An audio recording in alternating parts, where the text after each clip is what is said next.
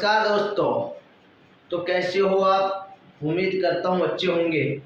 एक बार फिर से आपके लिए लेके आ गया हूँ हिस्ट्री की नई टॉपिक या नया टॉपिक वीडियो।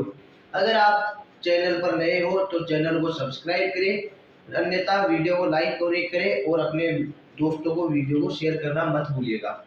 तो अब तक हमने भारत पर दमन किए हुए मुसलमान आक्रमणकारियों के बारे में बात की थी। आज हम एक ऐसे साम्राज्य, एक ऐसे काल के बारे में बात करेंगे जो अत्यधिक या बहुत ज्यादा अवधि तक भारत पर राज किया था।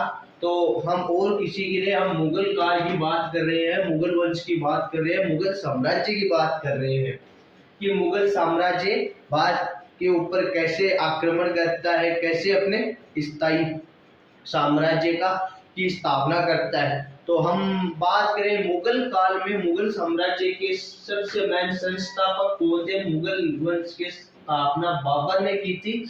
ये बाबर कौन था? सबके मन में क्वेश्चन उठता है कि बाबर ने की तो थी, पर बाबर था कौन?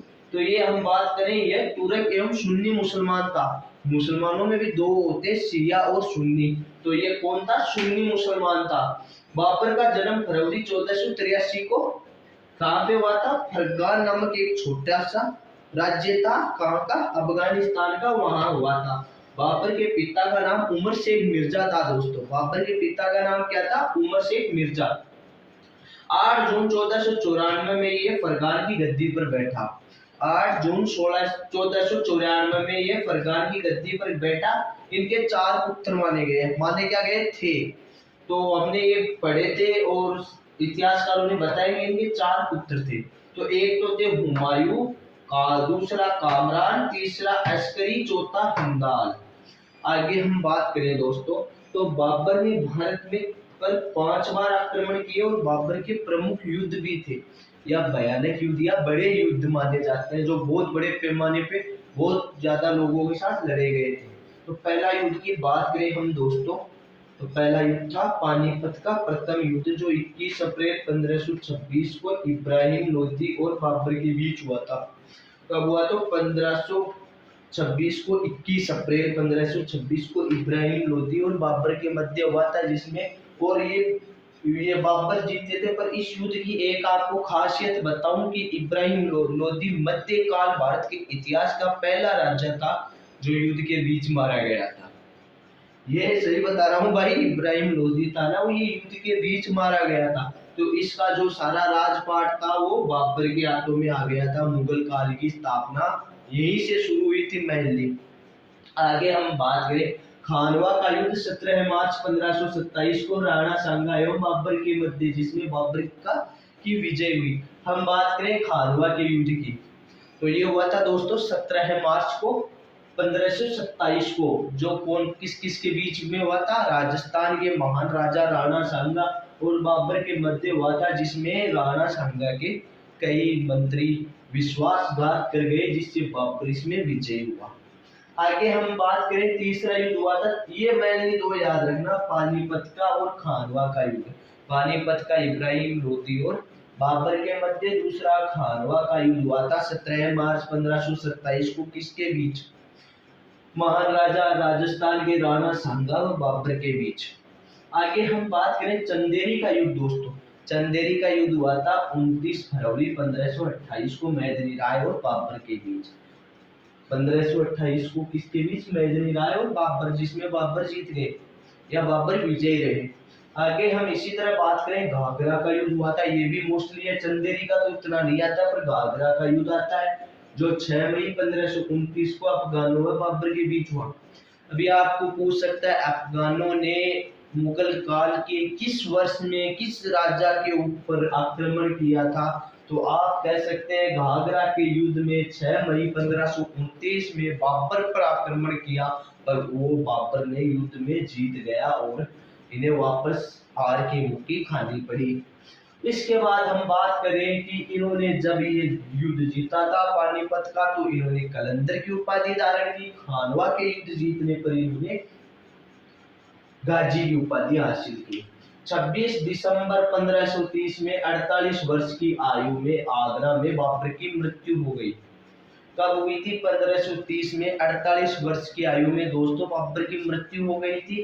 तो मृत्यु के एक फैक्ट बताया जाता है दोस्तों, ये आपको याद रखना है कि इनको पहले आगरा में दफनाया गया था, फिर इनकी इच्छा अनुसार काबुल ले जाके दफनाया गया।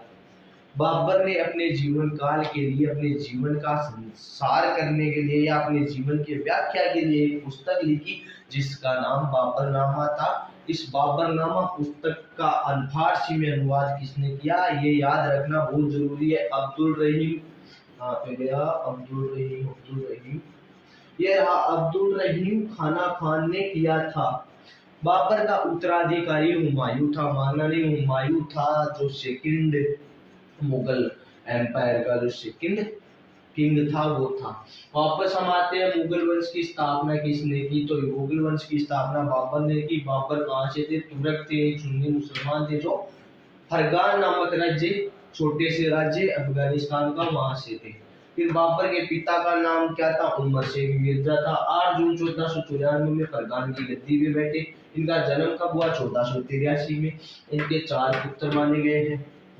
4 पुत्र कौन थे, हुमायूं, कामरान, अस्करी और हिंदान। बाबर ने भारत पर 5 बार आक्रमण किया। बाबर के प्रमुख युद्ध, जिसमें पहला पानीपत का युद्ध जो 1526 में हुआ था, किसके बीच हुआ था, बाबर और इब्राहिम लोदी के बीच। जो मध्यकालीन इतिहास का पहला राजा जो युद्ध के बीच मारा गया वो कौन था, इब्राहिम लोदी। आगे हम बात करें खानवा का युद्ध जो 17 मार्च 1527 को राणा सांगा, राजस्थान के महान राजा राणा सांगा एवं बाबर के बीच हुआ, जिसमें बाबर जीत गए। बाद में आए चंदेरी का युद्ध 29 फरवरी 1528 को मेदिनी राय और बाबर के बीच हुआ, इसमें भी बाबर जीत गए। आगे हम बात करें घाघरा का युद्ध। घाघरा का युद्ध 6 मई 1529 में हुआ अफगानों और बाबर के बीच, जिसमें अफगान पूरी तरह से हार गए। कलंदर की उपाधि धारण की किस युद्ध के बाद की, पानीपत के प्रथम युद्ध के बाद बाबर ने उपाधि धारण की किसकी, कलंदर की। खानवा की जीत के बाद इन्होंने गाजी की उपाधि धारण की। 26 दिसंबर 1530 में लगभग 48 वर्ष की उम्र में इनकी आगरा में मृत्यु हो गई। फिर इन्हें पहले तो आगरा में दफनाया गया, फिर इनकी इच्छा अनुसार काबुल ले जाके दफनाया गया। इनकी किताब है, इनके जीवन काल की किताब है बाबरनामा, जिसको इन्होंने लिखा था, बाबर ने लिखा था बाबरनामा को। इसका फारसी में अनुवाद किया था किसने, अब्दुल रहीम खान ने। बाबर का उत्तराधिकारी कौन था, हुमायूं था।